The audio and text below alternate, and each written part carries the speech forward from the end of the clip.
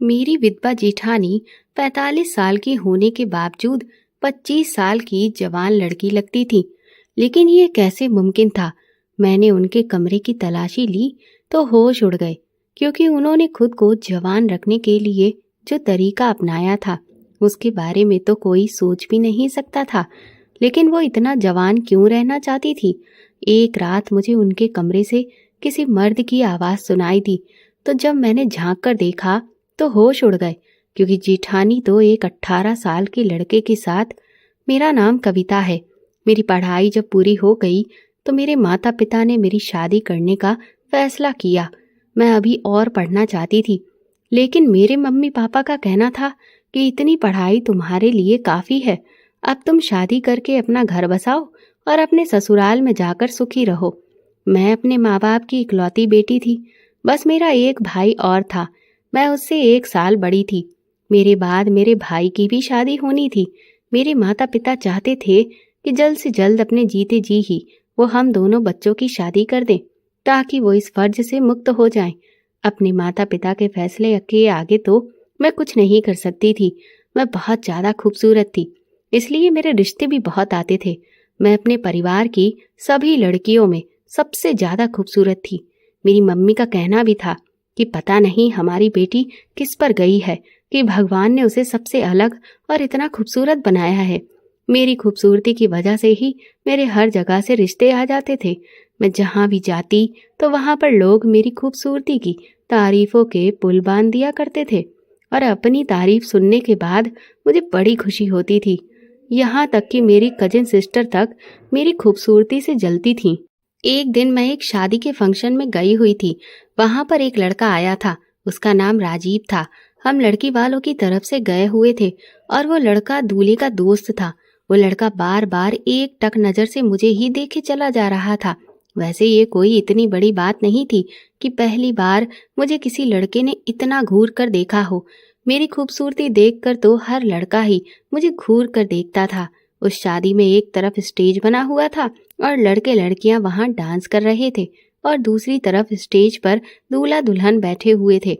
वो लड़का अपने दोस्त के कान में न जाने क्या कह रहा था, और दूसरी तरफ पलटकर उसने मुझे देखा था। मेरी नज़र उस पर ही थी।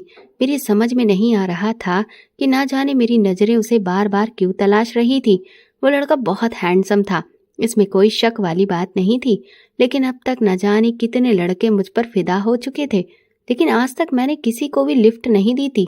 मैं हर लड़के को इग्नोर कर दिया करती थी, क्योंकि मैं हर दिल की ख्वाहिश बनना चाहती थी। मैं किसी भी एक को पसंद करके सिर्फ उसी की नहीं होना चाहती थी। मैं चाहती थी कि हर लड़का नज़र उठाकर सिर्फ मुझे ही देखे और मेरी ही तारीफ करे। भला इतना खूबसूरत होने का मुझे कुछ तो फ़ायदा मिलना चाहिए था। फाइनली फंक्शन ख़त्म हुआ तो हम लोग घर आ गए थे, और अगले दिन मुझे पता चला कि मेरा रिश्ता आया है और लड़का भी साथ आया था। मेरे पेरेंट्स तो वैसे भी मेरी शादी करने के लिए बिल्कुल तैयार ही बैठे थे। मैंने खिड़की से झाँक कर जब ड्राइंग रूम में देखा तो ये देखकर मेरे होश उड़ गए थे कि वो लड़का कोई और नहीं बल्कि वही लड़का है, राजीव, जो कल मुझे शादी में मिला था। ये मेरी खूबसूरती का इतना दीवाना हो गया था कि अगले दिन ही मेरे घर पर रिश्ता लेकर आ गया था। उसके साथ में एक बहुत ही खूबसूरत सी लड़की बैठी हुई थी। मेरे लिए हैरान कर देने वाली बात ये थी कि ये लड़की आखिर कौन थी। इस लड़के को तो मैं अच्छी तरह से जानती थी। मुझे लगा कि शायद ये इसकी बहन होगी, मगर रिश्ते के लिए साथ में कुंवारी बहन के आने का आखिर क्या मतलब बनता था? ये फैसले तो बड़ों के होते हैं। ये लड़की तो कुंवारी लग रही थी, इसके साथ कोई बच्चा भी नहीं था। मुझे लगा शायद बस ये दोनों भाई बहन ही रिश्ता लेकर आ गए थे। मैं खिड़की की तरफ ये सब कुछ झाँक कर सोच ही रही थी कि उतनी ही देर में दरवाजे से मेरी मम्मी बाहर आईं और उन्होंने मुझे कहा कि जल्दी जाओ और अच्छे से तैयार होकर आ जाओ, तुम्हें लड़के वाले देखने के लिए आए हैं। मैंने कहा, मम्मी ये लड़के के साथ लड़की कौन है? मेरी मम्मी कहने लगी कि ये लड़की नहीं है, इस लड़के की ये भाभी है। तुम जाओ, जल्दी से अच्छे से तैयार होकर किचन में चली जाना और चाय की ट्रे हाथ में लेकर बहुत ही कायदे के साथ अंदर आना, और किसी भी तरह की कोई गड़बड़ मत करना। ये लड़का बहुत अच्छा है, तुम्हारे पापा को ये बहुत पसंद आया है। हम लोग चाहते हैं कि ये तुम्हें पसंद कर ले और हम तुम्हारी शादी यहीं पर कर दें। मैं समझ गई थी कि मेरे मम्मी पापा को इस लड़के ने बहुत अच्छी तरह से अपनी बातों में ले लिया है। इसीलिए मैं कमरे में चली गई और मैंने एक अच्छा सा सूट निकाल कर पहन लिया, जिसमें मैं और भी ज़्यादा खूबसूरत लग रही थी। ये पिंक कलर का सूट था। पिंक कलर मेरे ऊपर शुरू से ही बहुत जचता था और इस सूट में भी मैं बहुत ज़्यादा खूबसूरत लग रही थी। इसलिए मम्मी के कहने के मुताबिक मैं जल्दी से तैयार होकर चाय की ट्रे हाथ में लेकर ड्राइंग रूम में, जहाँ पर मेहमान बैठे हुए थे, वहाँ चली गई। जैसे ही मैं ड्राइंग रूम के अंदर गई तो मैंने नोटिस किया कि राजीव की नज़र मेरे ऊपर से हट ही नहीं रही थी। मैं बहुत ज़्यादा खुश हुई थी कि सच में ये मेरी खूबसूरती का तो दीवाना ही हो गया है, इसीलिए इसको मुझे अपनाने का शौक जाग उठा है। लेकिन मुझे हैरानी इस बात पर आ रही थी कि ये जो औरत राजीव के साथ बैठी हुई थी, ये उसकी भाभी थी। मैं तो इसे उसकी छोटी बहन समझ रही थी। राजीव की भाभी को मैं बहुत ज़्यादा पसंद आई थी। इसी तरह से हमारा रिश्ता फिक्स हो गया था। दरअसल राजीव की भाभी की शादी को 10 साल हुए थे जब उनके पति की मौत हो गई थी। उनकी शादी जब हुई थी तो वो 17 साल की थी। उस वक्त उनकी शादी राजीव के बड़े भैया के साथ कर दी गई थी और वो काफ़ी सालों पहले मर चुके थे। और राजीव ने अपनी पढ़ाई कंप्लीट करने के बाद दूसरे शहर में नौकरी करना शुरू कर दिया था। वो इस शहर में नहीं रहते थे। वो महीने में 1 या 2 दिन के लिए ही अपने घर का चक्कर लगा लिया करते थे और उन्होंने हमेशा अपनी भाभी को माँ का दर्जा दिया था। उनकी भाभी ने भी राजीव के साथ कभी किसी तरह का भेदभाव नहीं किया था और राजीव को हमेशा अपना बेटा मानती थी। वो लगभग 45 साल की थी और इतनी उम्र हो जाने के बाद भी उन्होंने अभी तक शादी नहीं की थी, जबकि वो जवानी में विधवा हो गई थी। तभी उन्होंने फैसला कर लिया था कि वो दूसरी शादी नहीं करेंगी। फिलहाल मेरी शादी तो राजीव के साथ हो गई थी। मैंने सोच लिया था कि मैं शादी के बाद भी इसी तरह से लोगों की नज़रों का निशाना बन जाया करूंगी, लेकिन ये मेरी गलतफहमी साबित हुई थी। जब मैंने अपनी जेठानी को देखा था, वो अपने देवर की पसंद पर हमारे घर रिश्ता लेकर आ गई थी।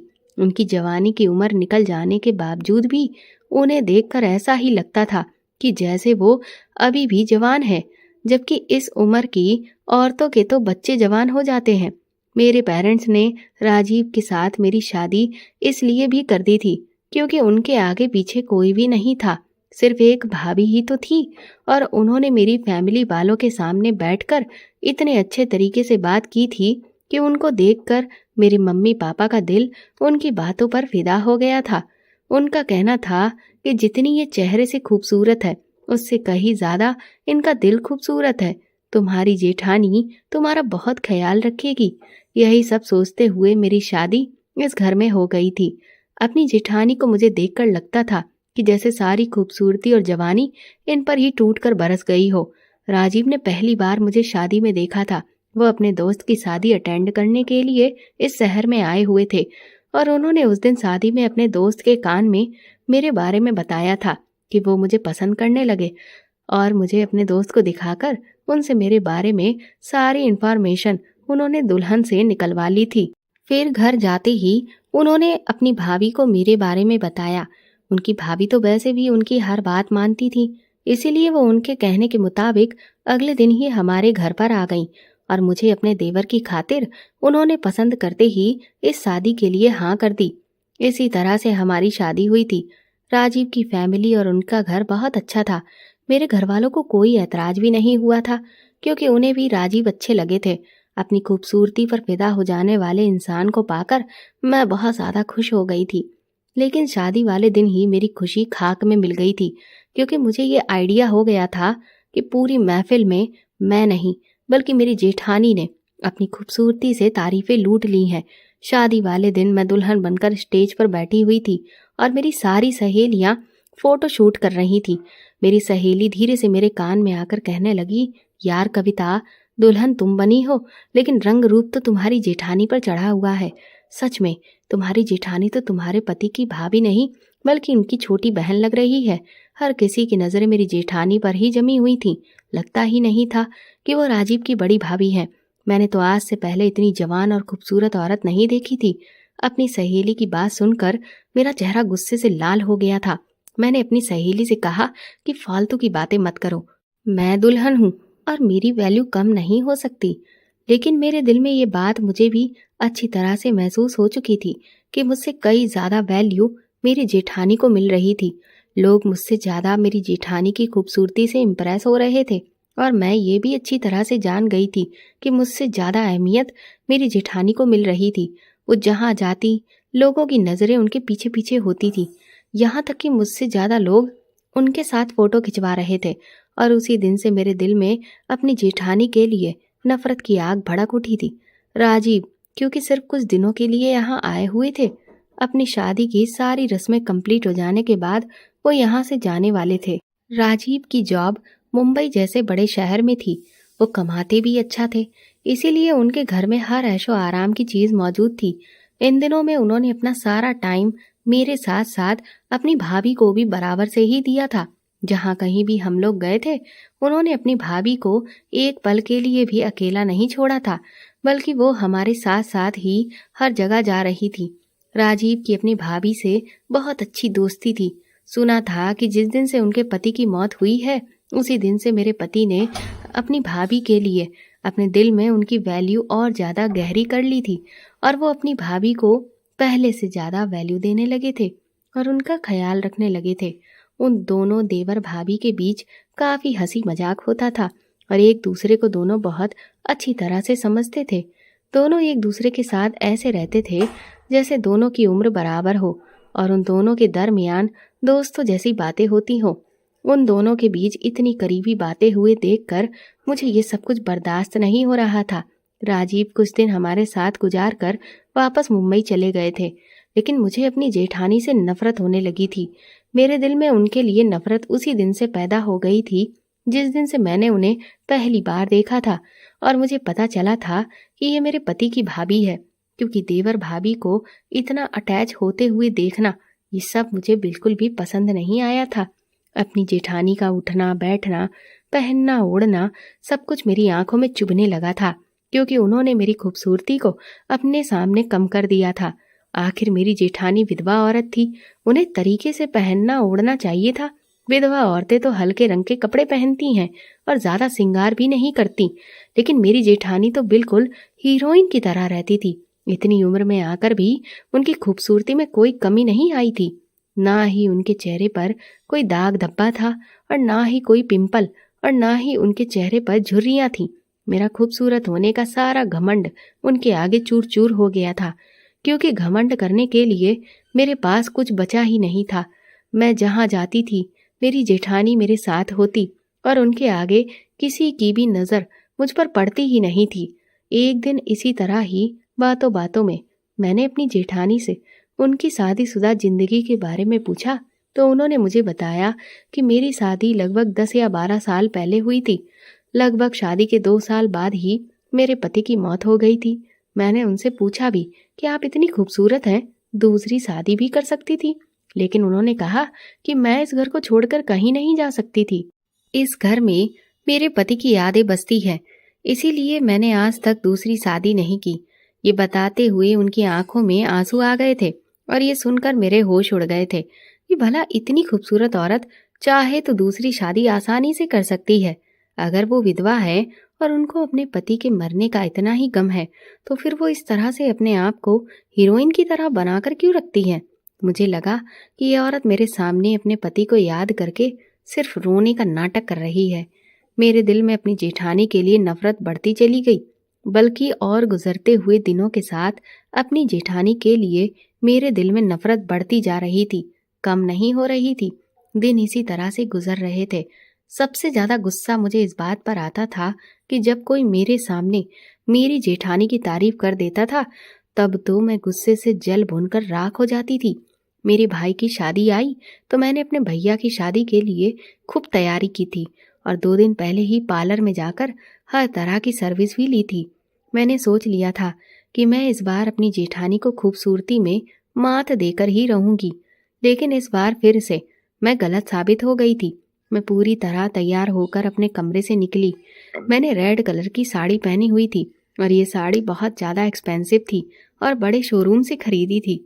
यहाँ तक कि मैंने अपने सारे गहने भी पहने हुए थे, बल्कि बहुत फेमस पार्लर से मेकअप भी करवाया था और मुझे यकीन था कि आज मैं सबसे ज़्यादा खूबसूरत लग रही हूँ। दिल ही दिल में मैं अपनी तारीफ करते हुए अपनी जेठानी को जलाने के लिए उनके कमरे में पहुँच गई थी। जैसे ही मैंने अपनी जेठानी को देखा तो मेरी नज़र अपनी जेठानी के ऊपर जमकर रह गई थी। मुझे उनसे हरगिज भी ऐसी उम्मीद नहीं थी कि विधवा औरत होते हुए मेरी जेठानी ने दुल्हनों की तरह मेहरून रंग का लहंगा पहन रखा था और वो बहुत ज़्यादा खूबसूरत लग रही थी। उन्हें देखकर लग ही नहीं रहा था कि वो विधवा औरत है। पता नहीं मेरी जेठानी इतनी ज़्यादा खूबसूरत और जवान कैसे नज़र आती थी, जबकि मेरी तो अभी नई नई शादी हुई थी। मैं नई दुल्हन थी और अभी 1-2 महीने के अंदर ही मैं इस तरह से ढल गई थी जैसे मैं बहुत ज़्यादा बीमार हूँ। मेरी आंखों के नीचे काले घेरे भी हो चुके थे और चेहरे पर पिंपल्स भी निकल आए थे। ससुराल में जाने के बाद मेरे शरीर का रंग भी दबा दबा सा हो गया था। मेरे चेहरे की चमक झुलसकर मुरझा गई थी। शायद ये सब इसी जलन का नतीजा था जो आज भी मेरे दिल में मेरी जेठानी के लिए पैदा हो रही थी। लेकिन मैं अपनी जेठानी को जब भी देखती तो हैरान रह जाती थी। मैं एक औरत होकर भी दूसरी औरत की खूबसूरती से नजरें नहीं चुरा पाती थी और इसी बात ने मुझे उनसे जलने पर मजबूर कर दिया था। मैंने ना चाहते हुए भी जलने की वजह से उनसे कह दिया कि भाभी, कम से कम आप विधवा औरत हो, इस बात का तो ख्याल करो। विधवा औरत होने के साथ साथ आपकी उम्र भी होने लगी है, जबकि आपको तो हल्के कलर के कपड़े पहनना चाहिए, ना कि ये हैवी और डार्क कलर के कपड़े।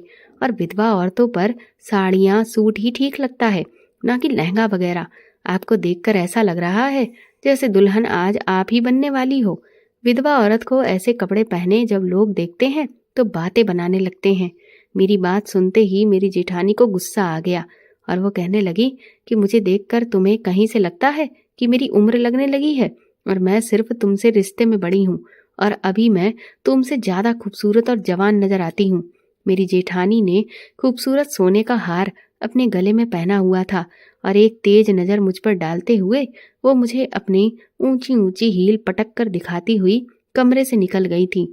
मजबूरन मुझे भी उनके पीछे पीछे ही कदम उठाकर जाना पड़ा था, क्योंकि वो गाड़ी में भी बैठ चुकी थी।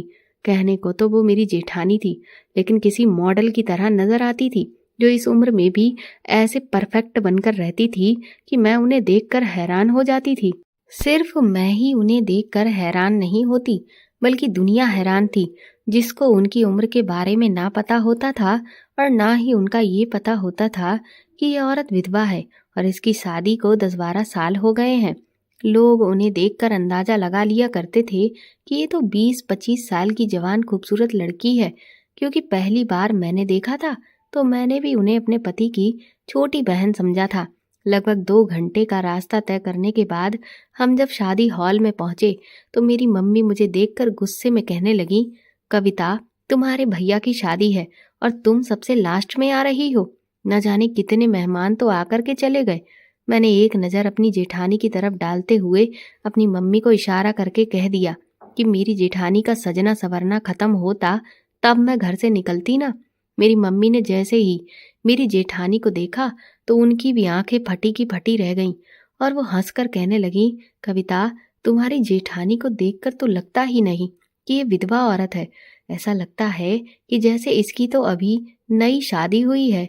ये तो तुमसे भी ज्यादा खूबसूरत और कम उम्र की लग रही है। मम्मी की बात सुनकर मुझे और भी ज्यादा गुस्सा आ गया था। मेरी जेठानी की वजह से मेरे भैया की शादी की पूरी तैयारी मेरी खराब हो गई थी। हर कोई उन्हें देखकर हैरान होता और उनकी तारीफों में जमीन आसमान एक कर रहा था। किसी को नहीं यकीन हो रहा था कि उनकी शादी को इतने साल हो गए हैं और वो विधवा औरत है और वो मेरी बड़ी जेठानी है। बल्कि सब लोग यही समझ रहे थे कि जैसे वो मेरी छोटी ननद है। मैं जो इतने टाइम से अपने भैया की शादी की तैयारी कर रही थी, किसी एक ने भी मुझे नज़र भरकर नहीं देखा था, क्योंकि सबका ध्यान तो सिर्फ मेरी जेठानी ने ही अपनी तरफ खींच लिया था और सब मेरी जेठानी की तारीफों के पुल बांध रहे थे। फंक्शन के लास्ट में मेरी जेठानी ने एक बहुत ही अजीब सी हरकत की थी। वो मेरे कजिन भाइयों के साथ इस तरह से बातों में बिजी थी जैसे वो उनको बहुत पहले से जानती हो। काफी देर तक तो मैं उन लोगों को देखती रही थी और जब बात मेरी बर्दाश्त से बाहर निकल गई तो मैंने उनके करीब जाकर फौरन भाभी जी कहकर अपनी जेठानी को पुकारा। मेरी जेठानी के चेहरे के एक्सप्रेशन एकदम ही बदल गए थे। उन्हें इस मौके पर मेरा इस तरह से दखल अंदाजी करना बहुत ही बुरा लगा था। मेरे सारे भाइयों ने एकदम से ही मुझे चौंक कर देखा और पूछने लगे कि क्या ये तुम्हारी जेठानी है? मैंने कहा जी, ये मेरी जेठानी है। मेरे सारे कजिन ब्रदर फौरन ही हैरान हो गए थे। मैंने भी जेठानी से कहा, भाभी जी, उधर आपको मेरी मम्मी जी बुला रही हैं। वो मेरे पीछे पीछे चलते हुए गुस्से में आकर कहने लगी, तो तुम्हें जरा भी तमीज नहीं है? जब कुछ लोग आपस में बातें कर रहे हो तो बीच में अपनी टांग नहीं अड़ानी चाहिए। और क्या जरूरत है हर किसी को बताने की कि मैं तुम्हारी जेठानी हूँ? उम्र में तो तुम मुझसे कई गुना ज्यादा बड़ी लगती हो। अपनी जेठानी की बात सुनकर मुझे बहुत ज्यादा गुस्सा आ गया था। न जाने ऐसा वो क्या लगाती थी। वो सच में मुझसे उम्र में काफी छोटी लगती थी। मैंने सोच लिया था कि मैं उनका सच जानकर ही रहूंगी, क्योंकि उम्र के इस हिस्से में वो इतनी जवान और खूबसूरत थी, तो इसके पीछे कोई न कोई बात तो जरूर थी। अपने भैया की शादी का फंक्शन कंप्लीट होने के बाद जब मैं अपने घर पहुंची तो मेरे दिल में अपनी जेठानी के लिए नफरत की आग बरस रही थी। मेरे पति तो दूसरे शहर में रहकर नौकरी कर रहे थे। इधर घर में सिर्फ मेरे साथ मेरी जेठानी रहती थी। वैसे तो मेरी जिंदगी बहुत ही अच्छी और खूबसूरत थी, लेकिन जिस तरह जेठानी हर महफिल लूट रही थी, ये बात मुझसे बर्दाश्त नहीं होती थी। हर कीमती जेवर और कपड़े उनके पास मौजूद थे। कमाते मेरे पति थे, लेकिन मजे उनको आ रहे थे। और सबसे बढ़कर ये कि वो जहां पर खड़ी होती थी, जवान लड़कों की नजर उन पर टिकी रहती थी। आज भी पूरे फंक्शन में मुझे छोड़कर उनकी तारीफ हुई थी और मेरी तरफ के सारे लड़के भी उन्हें इस तरह से देख रहे थे जैसे किसी जवान लड़की को देखा जाता है।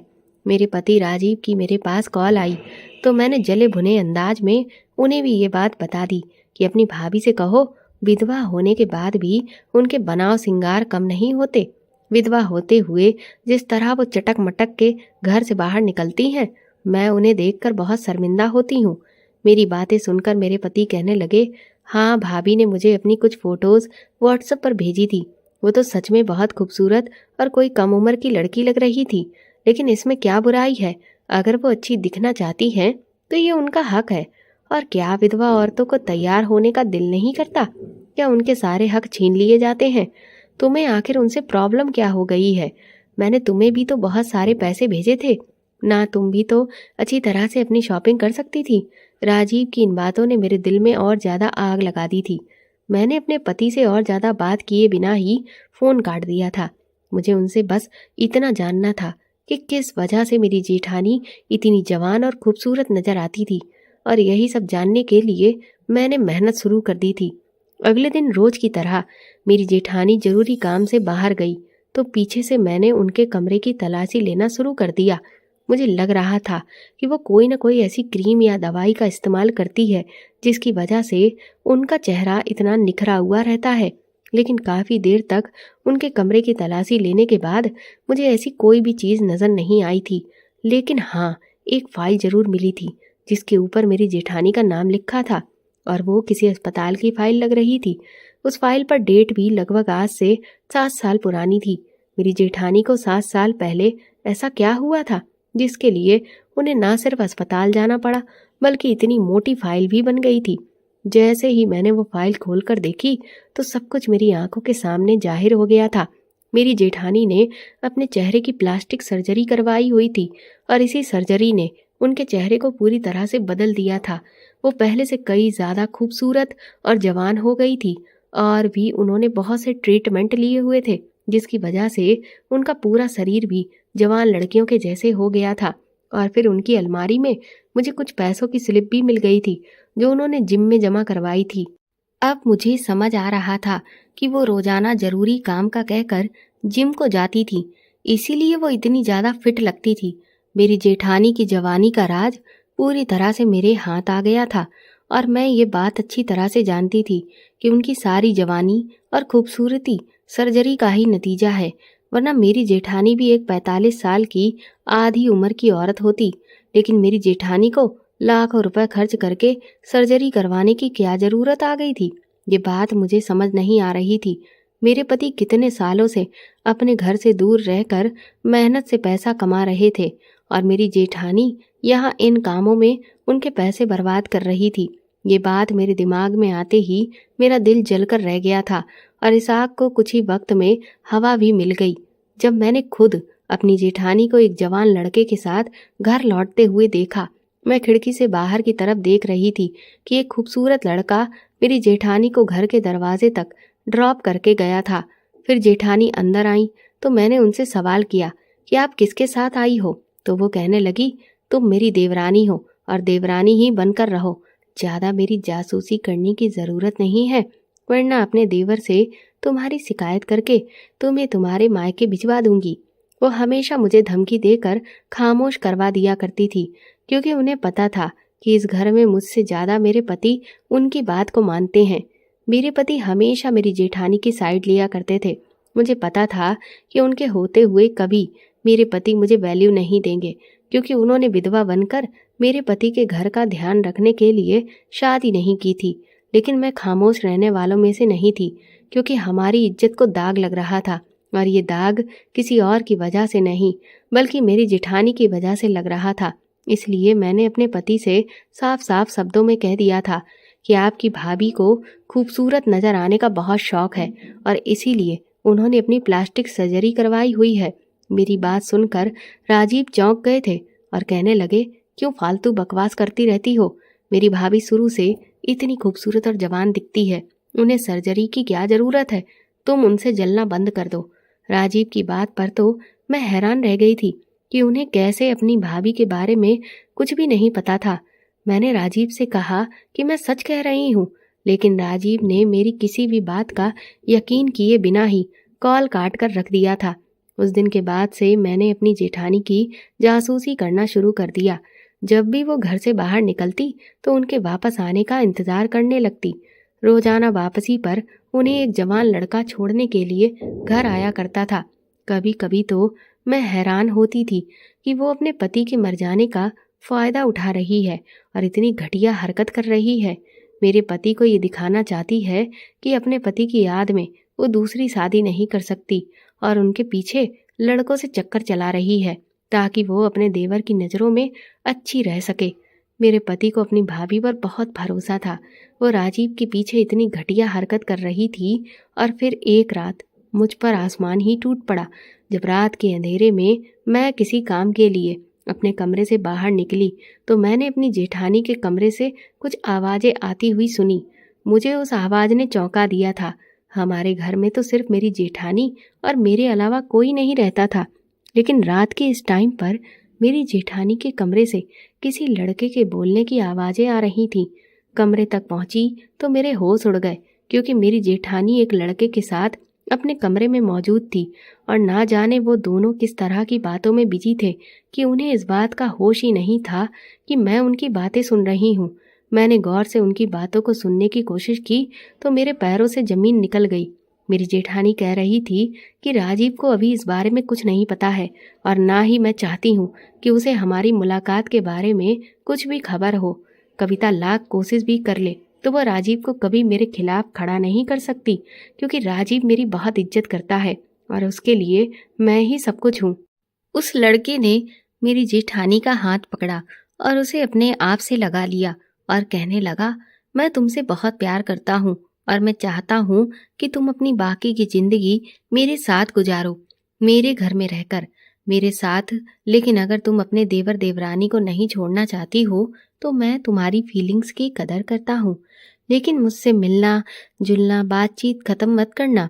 वो लड़का तो इमोशंस में खो गया था, न जाने क्या क्या कह रहा था, लेकिन मैं अपने पैरों पर खड़ी रहना भूल गई थी। मैं बड़ी मुश्किल से अपनी जेठानी के कमरे से अपने कमरे तक का फासला तय किया था और मैं चक्कर खाकर बिस्तर पर लेट गई थी। मैं सोच भी नहीं सकती थी कि मेरी जेठानी इसलिए खूबसूरत नजर आना चाहती है क्योंकि वो इस तरह के लड़कों के साथ रिश्ते बना पाए। वो लड़का लगभग कोई 18 साल की उम्र का था और मेरी जेठानी उसका इस्तेमाल कर रही थी। मैंने सोचा कि मैं अपनी जेठानी की सच्चाई किसी भी हाल में सबके सामने लाकर ही रहूंगी। मुझे आइडिया आया कि सबसे पहले तो मुझे अपने पति को फ़ोन करके सब कुछ बता देना चाहिए, लेकिन फिर साथ में ये ख्याल भी आया कि कुछ देर पहले मेरी जेठानी ने जो बात कही थी वो बात बिल्कुल ठीक थी। राजीव कभी भी मेरी बात पर यकीन नहीं करेंगे। उनकी नज़र में तो उनकी भाभी ही शरीफ और इज्जतदार औरत थी। वो सच जानने के बाद मैंने अपनी जेठानी का राज खोलने के लिए एक नया तरीका ढूंढ लिया था और राजीव को फोन मिलाकर उनसे कह दिया कि भाभी की तबीयत अचानक बहुत ज्यादा खराब हो गई है। डॉक्टर ने उनके बहुत सारे टेस्ट करवाए हैं, उन्हें कुछ भी हो सकता है। लेकिन भाभी नहीं चाहती कि मैं खबर आपको दूं। आप कुछ दिनों के लिए खामोशी से वापस घर चले आओ। अपनी भाभी की बीमारी का सुनकर राजीव के होश उड़ गए थे और वो कहने लगे, तुम फिक्र मत करो, मैं कल रात तक ही घर वापस आ रहा हूँ। भाभी को इस बारे में कुछ मत बताना, मैं वहां आकर खुद उनसे मिलूंगा और फिर सब कुछ ठीक हो जाएगा। मैंने अपने हिस्से की चाल चल दी थी, क्योंकि यही एक अकेला तरीका था जिसको इस्तेमाल करके मैं अपनी जेठानी की सच्चाई अपने पति के सामने ला सकती थी और इन लड़कों को भी मेरी जेठानी की हकीकत के बारे में पता चल जाता।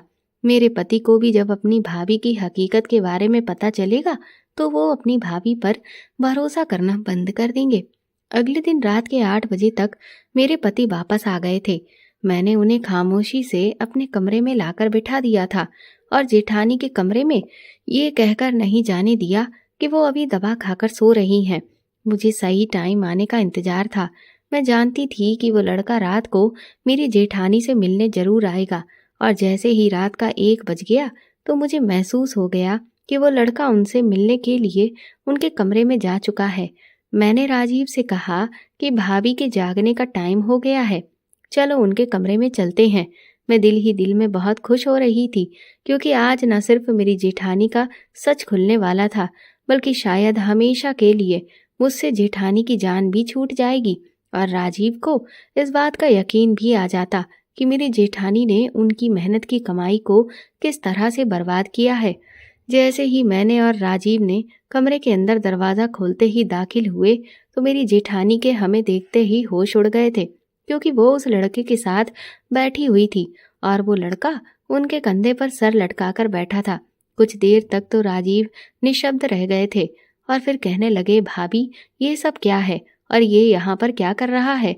क्या आपको नहीं पता कि मैं इससे नफरत करता हूँ और आप अभी भी इसके कांटेक्ट में हो? ये बात सुनकर मैं हैरान रह गई थी।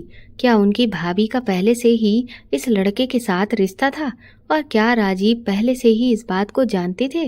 राजीव की भाभी की आंखों में आंसू आ गए और वो कहने लगी, मैं क्या करूं, मेरा इसके साथ खून का रिश्ता है। मेरे माता पिता तो है नहीं, एक यही तो मेरा इस दुनिया में अपना है, बाकी मेरा कोई नहीं। भला मैं कैसे इससे मुंह फेर सकती हूँ? मेरे पति अपनी भाभी की आंखों में आंसू देखकर खामोश हो गए और कहने लगे, ठीक है, अगर आप इसे मिलना चाहती हो तो मिल सकती हो, मुझे कोई ऐतराज नहीं, लेकिन मेरे पीछे जब मैं घर में मौजूद हूँ तो आपको इसे बुलाने की कोई ज़रूरत नहीं है, क्योंकि मैं इसकी शक्ल तक नहीं देखना चाहता हूँ। देवर भाभी के बीच होने वाली बातचीत ने तो मुझे हैरान कर दिया था। वो लड़का मेरी जेठानी का छोटा भाई था। राजीव ने मुझे इतना हैरान होते हुए देखा तो कहने लगे कि दरअसल ये लड़का भाभी का छोटा भाई है। मैं इसे मुंबई ले गया था और वहां पर ये मेरे साथ रह रहा था।